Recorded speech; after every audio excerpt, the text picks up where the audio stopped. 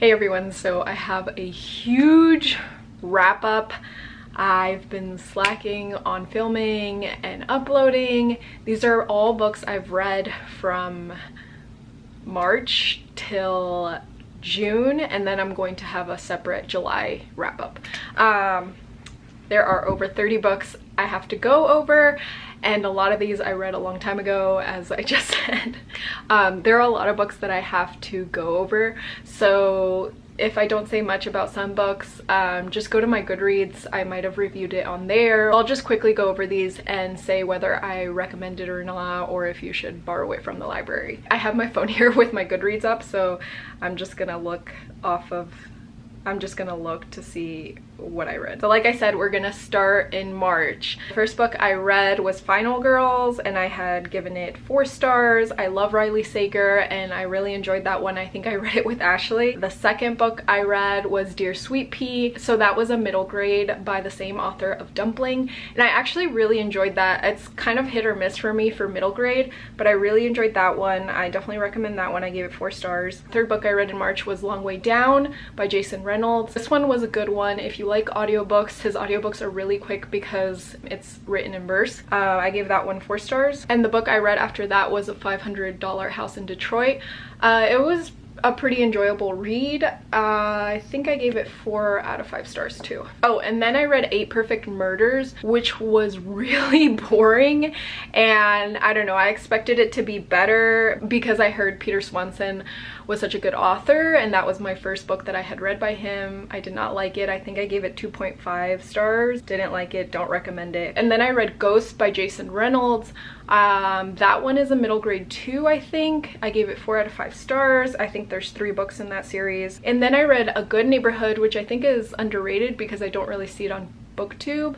I think I gave that one 4.5 out of 5 stars. I definitely recommend reading that one. It was a really quick read. I think there was less than 300 pages. I thought that the story wasn't going to develop in time because the book was so short, but it ended up being a really good book. And then after that, I read Some Girls Are by Courtney Summers, and I have read 2 books by Courtney Summers. This was definitely a quick read.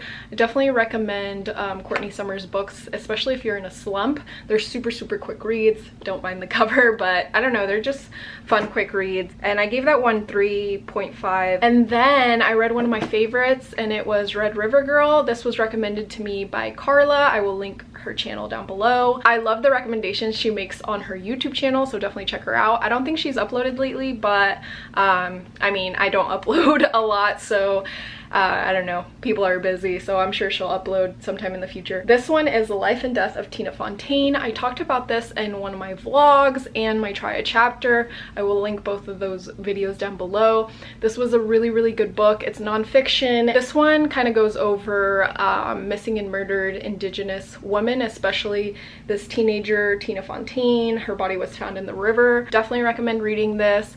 Definitely underrated. I think I gave it 4.5 out of 5 stars.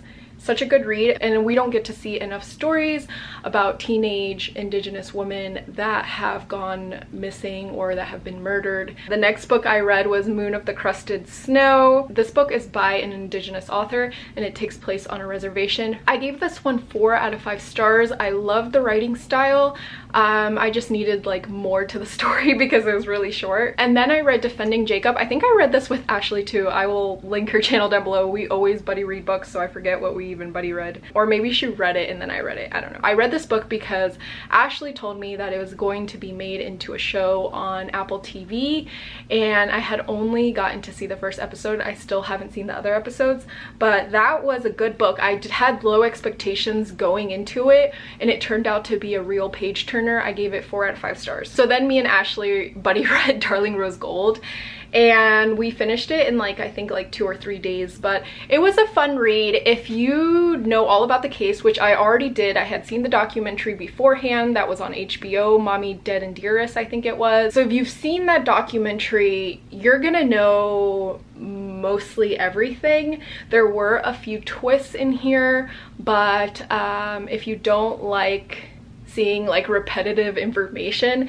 then you're probably not gonna like this if you've seen the documentary. But if you're like me, I don't mind seeing things again because it's just like you don't read much about it anyway. So it was fun to see it come to life in a book. I mean, some of the information in the book was definitely super repetitive, but if you don't know about Munchausen's syndrome by proxy at all, then I'm sure you would give that 5 out of 5 stars. You would go into it like with your jaw dropping at all times, but yeah, I gave it 4 out of 5 stars. And then my in real life book club pick for the month was the Nightingale for April, and I actually don't read a lot of historical fiction. Well, I guess I do for my in real life book club, and I've read some before, but I don't know, I usually can't get into it. But I couldn't put this down.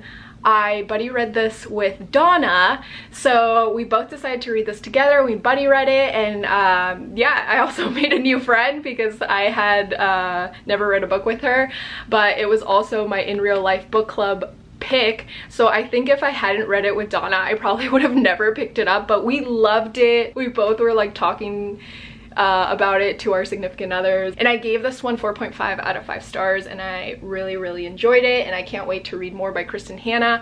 One of my favorite books by her is The Great Alone, and I really love that one, but this one was also a good one. The last book I read in April was the Henna Wars. I got approved for an ARC, I think in March, and I hadn't seen anything about this book, but then now it's become like a little bit more hyped up, but I still feel like it deserves way more hype.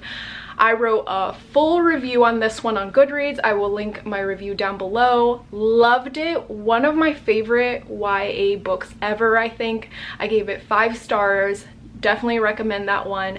Go buy it. The next one was also a review copy, and it was The Swap by Robin Harding, I think it is, and I had never read anything by her, but I had seen her as an author floating around BookTube. This one was a really fast-paced read. Definitely recommend it, especially if you're trying to get out of a slump. I gave it 4 stars, and I will link my review to that one too. So we're in May now. The first book I read was The Virgin Suicides. I ended up giving this 2.5 stars. I've had this on my TBR forever. Yeah, not much to say about it. I don't know, some parts of it, like, I couldn't put it down, and then some parts were really boring and just didn't seem like they should have been put into the book. I don't know. 2.5 stars. And then I read Stargirl in preparation to watch the Disney Plus adaptation, which I still haven't watched. I'm so behind on shows, but I gave that one 4 out of 5 stars. I listened to it on audiobook. The next book I read was Bad Blood. I had been on hold for this one. I know it was really popular, I think like 2 years ago or last year. I was on hold for so long. I was on hold for this one for like a year at the library, but of course I have other books on hold, so I didn't mind like waiting for it. And then I finally got it on audiobook. Really interesting. Definitely recommend. And then I think there's 1 or 2 documentaries too on Bad Blood, but I gave that one 4 out of 5 stars. Back in May also, I buddy read The Sun Does Shine with Ashley. We both loved Just Mercy. Just Mercy is one of my favorite books of 2019. I also made a video of my favorite books of 2019 and included Just Mercy, but we really wanted to read this one, which is by Anthony Ray Hinton, and he was represented by Brian Stevenson, and he was on death row for almost 30 years.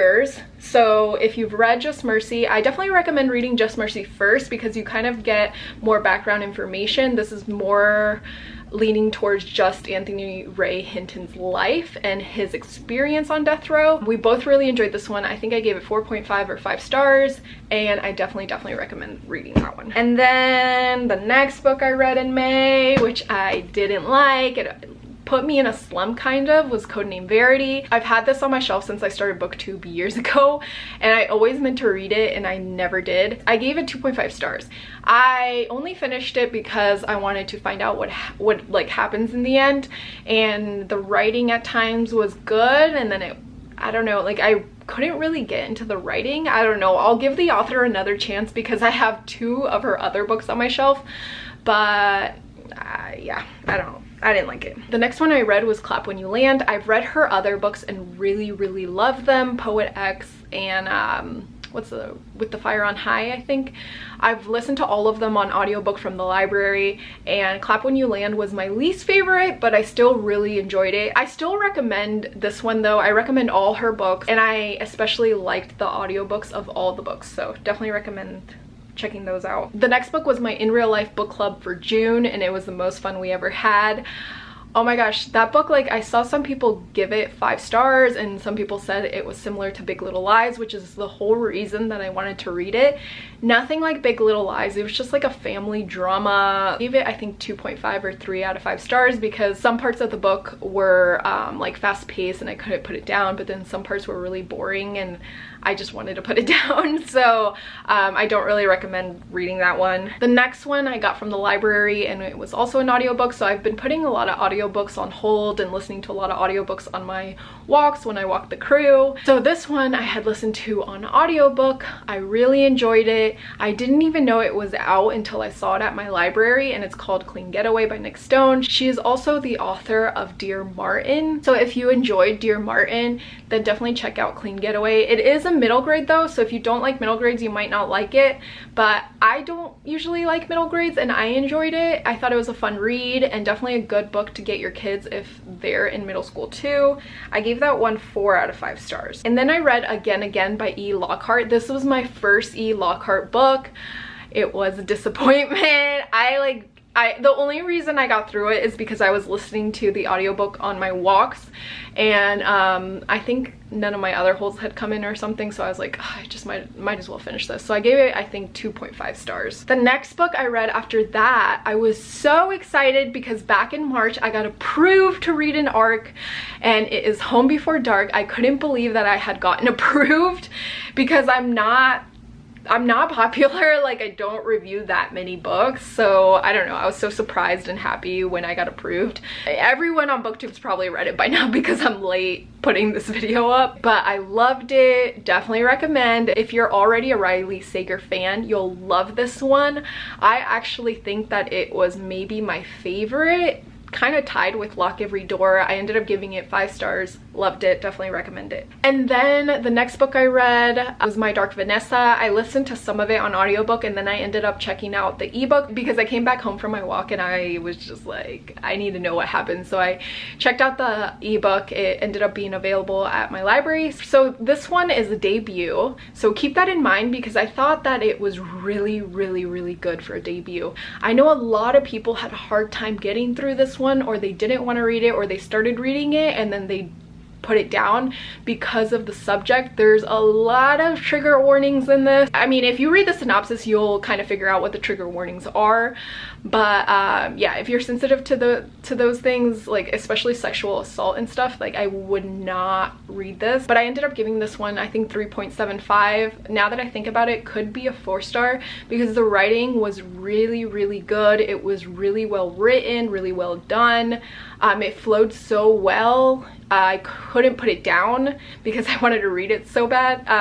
I think I finished this book in 2 days. Yeah, I finished it in 2 days. Really quick read. Like I said, if you don't have a problem with the subject, then I definitely recommend this one. The next book I read was Jesus Land. This one has been on my shelf for so long, a few years now, and I finally picked it up because I saw someone on I don't know who it was, on Instagram post about it, and I was like, wait a second, I have that book on my shelf, and I had been wanting to read it but I just never made it a priority. I read it and I really enjoyed it. I couldn't put it down, and I think I read this one too in like 2 days. This one is non-fiction, but it reads like fiction, and it's about this girl and her adopted brother David, and just like the racism he goes through as a black boy growing up in a predominantly white town and in a white family, and then they both get sent to this reform school in the Dominican Republic too. So won't ruin the rest for you, but I definitely recommend that one. I gave it 4 out of 5 stars. The next one I read was also one I got from NetGalley, and it was Vampire State Building. The reason I was interested in this one is because it's the same artist from Walking Dead, and I thought it was a fun read. I saw it had like some low reviews. It kind of read like an episode of a show, you know, like it's not gonna be that deep, but I thought it was pretty good and entertaining, and I read it in one sitting, so I gave it 4 out of 5 stars. The next one I found browsing my library's audiobooks that were available at the time because none of my holds were coming in and I had nothing to listen to, so I saw this one was available and I checked it out, and it's The Escape Room, and I had seen it around BookTube. I think it was like last year. It was just like, it wasn't popular, but I had seen it a little bit, and I actually really enjoyed this one. I listened to the beginning of the audiobook and I was instantly hooked. So this one I actually finished in a day. I listened to the audiobook and I kept listening when I got home and cooking and cleaning, and I kept listening, and then I found out that the ebook was available to check out, so I checked it out and I just like read it all in one sitting and finished it. Really fun read. Definitely recommend if you're into thrillers and stuff. It was just a fun read. If you're not into like business and corporate America kind of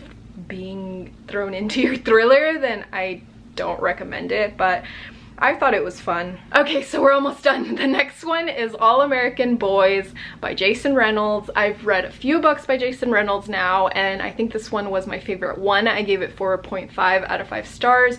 Really love this one. If you're a fan of Dear Martin or The Hate U Give, you will also enjoy this one. So definitely pick this up if you haven't yet. Definitely recommend this one. The next one I listened to on audiobook, and it was All Boys Aren't Blue.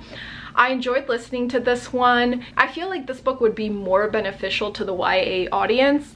I feel like it would be a 5-star read because some things in this book was kind of like they were talking to a younger audience, if that makes sense, but I still enjoyed it. I still recommend it, and I gave it 4 out of 5 stars. The next book I read, I buddy read with Angel from Jurassic Reads. This is also the first book that we had buddy read together, so if anyone out there wants to buddy read a book, I am definitely down. Like, you don't have to be a big channel or a channel at all. I mean, if you just want to buddy read a book, I'm always down. Like I said, Donna like commented on one of my videos and was like, would you want to buddy read a book or something? And Angel also, like, I told her that I would be down to buddy read a book. So if you want to buddy read a book, definitely comment and let me know because I am so down to do that. So anyways, we buddy read Kindred.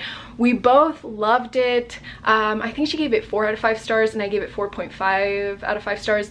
The ending is what threw both of us off.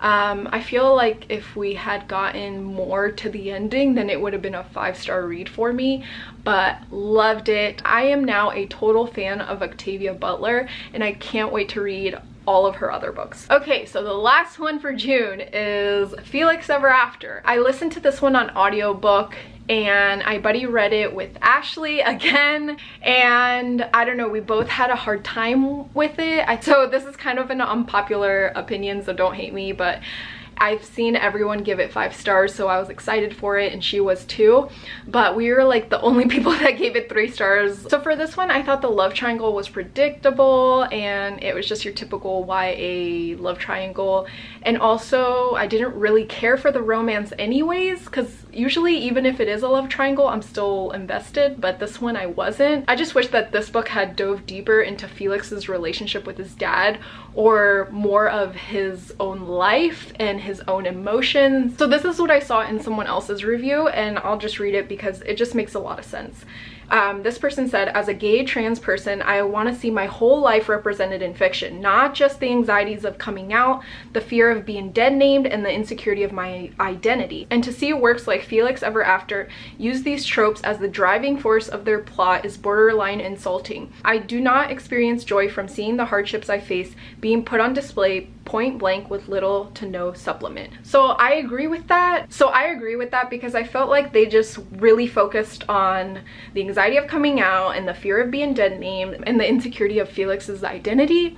And also another thing I noticed was that I honestly, if it wasn't for the cover or what I heard or what I read before, I wouldn't have known that Felix was black. Didn't know Felix was actually black until I think it was around page 150 or midway through the book. Someone commented on my review and also mentioned this, I think. There wasn't anything else in there really to show that he was black, I feel like. So I think it was only mentioned midway through the book, and then at the end, I think it was, when they were talking about white privilege. But those were the only times. I would have loved to see more about being black and trans. I felt like there wasn't a lot about that, like not a lot about being black and trans. But yeah, those were my 2 problems with the book. But other than that, I love that there was some representation. I love that it was own voices, and I had originally given it 4 stars because of that. But then the more I talked about it and the more I thought about it, it was more of a 3-star book. I just wanted to see more about how Felix felt in his everyday life, or just more about what he did in his everyday life. I know they mentioned the art, but I don't know, I wish they had mentioned more about his life, his relationship with his dad, or more background on his dad and mom and what happened there, and just more about him and less about the romance was my main problem. And more about him being black and trans, because I felt like we didn't really see that much. So those are all the books. Oh my gosh, this is gonna be such a long video. But like I said, if you want to buddy read any books in the future, I have a books I own shelf on my Goodreads, so definitely friend me on Goodreads or go look on my shelf and message me on Instagram or Twitter and I'll answer. So let me know if you've read any of these books or what your thoughts were, or if you agree or disagree. Comment down below and we'll talk about it. But thanks for watching, and I will see you all in the next video.